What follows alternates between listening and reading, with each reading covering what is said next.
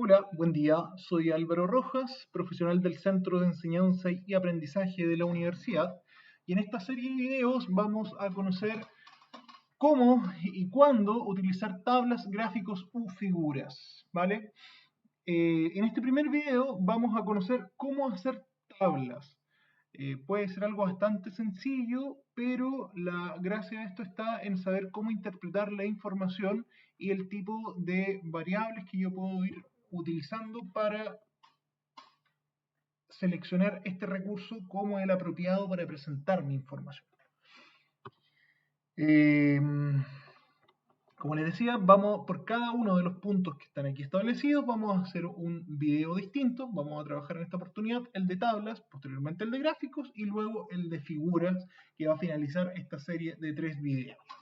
Lo primero que me gustaría comentarles es lo relacionado con que previo a su presentación es sumamente clave que tengan definido el objetivo que quieren lograr en su público, en las personas que a ustedes están dirigiendo la información.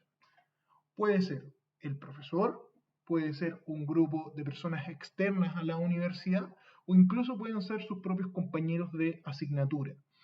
Para cada uno de los públicos es necesario tener claro y tener en cuenta cuáles son sus características, cuáles son sus niveles de dominio y cuáles son un poco los intereses de cada uno, ya que en función de eso puedo seleccionar de forma estratégica el fondo de la presentación a utilizar. PowerPoint viene con varias planillas predeterminadas que son bastante interesantes y le invito a que vayan jugando con eso para quienes no se den mucha maña diseñando el fondo gráfico de su slide. También me permite tener claridad del tipo de fotografías que voy a utilizar, del tipo de gráfica que voy a utilizar, ¿no? Y también de la tabla, la forma de la tabla o gráfico, figura que quiero representar, ¿ya?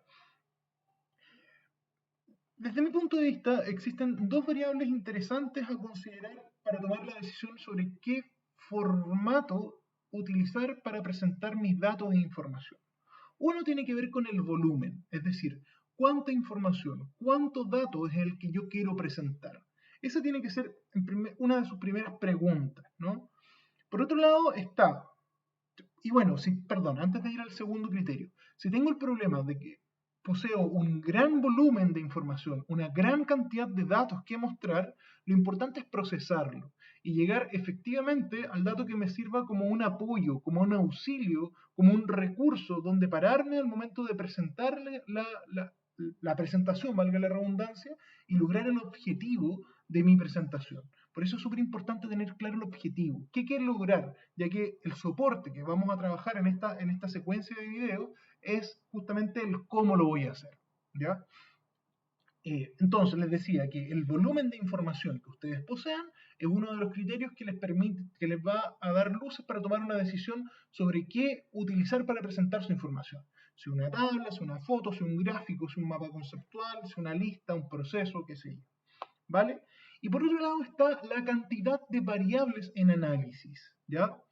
Una tabla te puede dar hasta para 4 o 5 se recomienda variables en cuestión, porque te permite controlar la información y permite tener en cuenta, eh, eh, te permite ir jugando, ir relacionando los datos, ¿vale? Eh, un gráfico, por ejemplo, te permite jugar con muchas más variables, porque te permite ir dando cuenta, dependiendo del tipo de gráfico en todo caso, pero en un gráfico de barra yo puedo jugar con fácilmente 10 variables, en un gráfico circular lo mismo, en la línea lo mismo, la dispersión ya es un poco más difícil, ¿no? Generalmente dos variables podría ser dos variables y cómo una se comporta en el tiempo. Bueno, lo vamos a revisar en su momento, ¿ya? Y para qué decir respecto a los procesos, listas o mapas conceptuales. Esas son recomendaciones o consideraciones iniciales que me tomé un poco más de tiempo para explicarle en esta oportunidad para que entiendan también el sentido de este video. Leer la definición de la tabla no tiene mucho sentido, básicamente es este arreglo ordenado para presentar datos de forma impecable, ¿no? En donde se aclare por sí sola el significado o la información que estoy presentando. ¿Cómo logro que esa función y esta definición se lleven a cabo o salga adelante? Respetando los 4 elementos básicos que debe tener una tabla. El título, encabezados, elocuentes, ¿no? que transmitan por sí mismos la información a través del mismo concepto, y la columna matriz, junto con los cuerpos o contenidos. La columna matriz son estos elementos, el elemento que me va a servir de pilar para ir comparando los datos, ¿no? El cuerpo y contenido, que son justamente los datos con los que yo voy a rellenar mi tabla. En este caso les presento un ejemplo. Esto tiene que ver con el promedio numérico de respuestas correctas de niños por género, entrenamiento, grado y tipo de prueba, ¿no? Podemos ver acá que se nos presenta como columna matricial el tema del género, entrenamiento, prueba oral y prueba matemática. Podemos ver que el contenido está relacionado con niñas, niños, con o sin entrenamiento, el número de niños, el promedio por cada uno de los grados, que va de tercero a cuarto, para tanto la prueba oral como la prueba matemática. Y si se fijan, los encabezados son sumamente claros, no hay cómo perderse y permite al lector darse cuenta de ir analizando los datos. Fíjense también en la forma en cómo van respetando la distribución de la información para que pueda ser fácil de comprender. La cantidad de líneas que están inscritas acá, por ejemplo, cómo se hace esta subdivisión de una misma celda de grado y la cantidad de grados, cómo se le da el espacio que arriba género de estudiantes para que no se pierda con las distintas variables. Está bien entretenido. Y finalmente acá también esto tiene notas, que tal vez no solo mencioné como los elementos característicos de una tabla, pero que permite tanto al lector como sí, perdón, al auditor en este caso, a la parte de las personas a las cuales te están dirigiendo su presentación, a ir entendiendo más un poco en contexto qué quieren decir estos datos. Si se fijan, acá me dice que el resultado máximo o promedio numérico máximo de respuestas es de 320. Si 320 es el máximo, yo puedo inmediatamente suponer que a las niñas sin entrenamiento que rindieron en tercer grado la prueba de matemática, no les fue lo suficientemente bien. A diferencia de las niñas sin entrenamiento de tercer grado que rindieron la prueba de lenguaje, que sacaron 240. Entonces ahí podemos formular una hipótesis. ¿Son mejores las niñas para el lenguaje que para las matemáticas? ¿Qué diferencias hay en la enseñanza de la matemática y en la enseñanza del lenguaje? Y de esa forma yo puedo empezar a analizar mis datos y empiezo a una discusión y una conversación que me podría llevar a eh, suponer que no es que las niñas sean mejores para lenguaje que para matemáticas, sino que existe un problema en la forma en cómo se las incorpora en la enseñanza. ¿Ah? Y eso afecta su rendimiento o cómo se las condiciona culturalmente desde pequeñas para tener mayor afinidad con una materia u otra. Esas son conclusiones que yo puedo ir extrayendo. Por otro lado, me da información respecto a el autor y de dónde saca esta información. Esto lo hizo Sabadini, Sampaio y Kohler.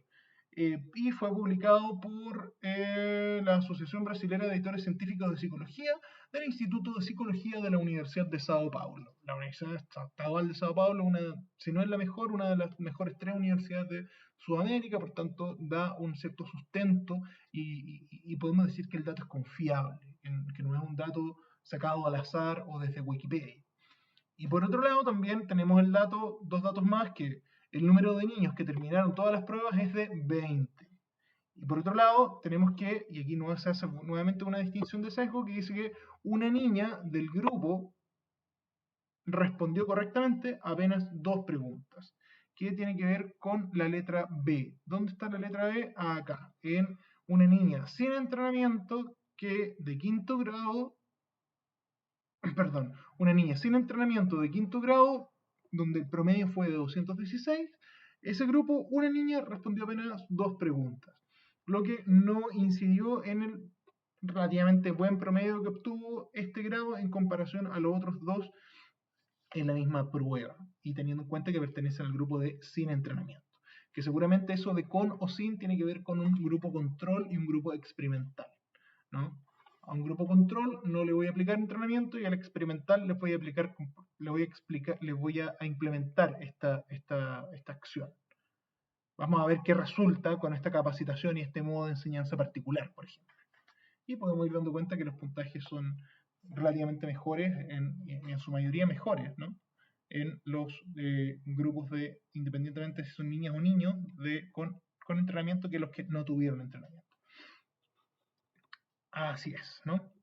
Bueno, está entretenido ir analizando la tabla, pero si se fijan, lo que quiero ir es que la tabla te permite ir obteniendo y sacando muchas conclusiones.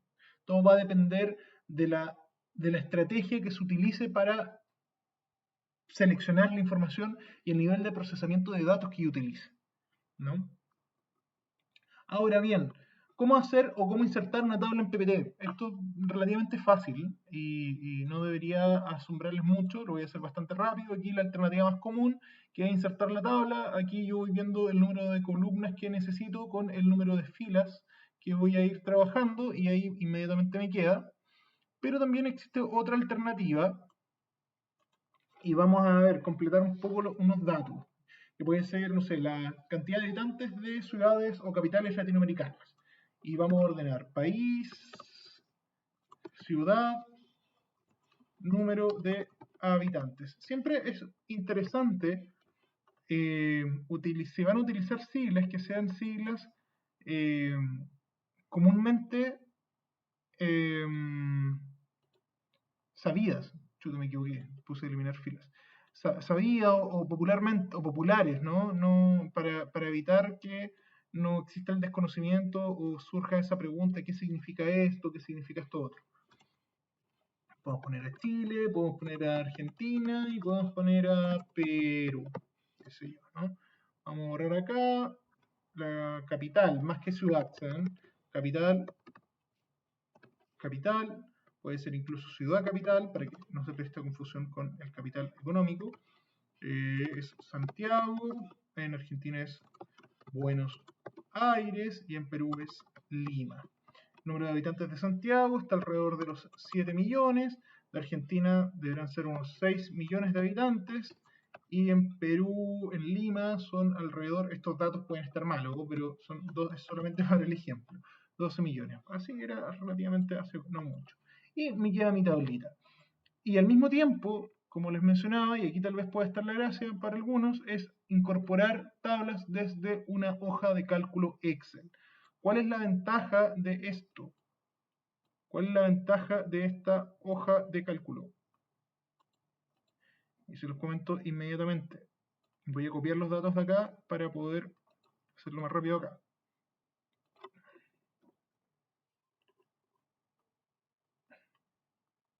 Lo quiero sin relleno y lo voy a dejar en letra negra. Y lo quiero con este tipo de letra para que no me quede tan largo. Y por ahí estaría, ¿no? ¿Qué puedo hacer con esto? Es, por ejemplo, un gráfico. Puedo hacer filtros y, como les decía, puedo hacer un gráfico.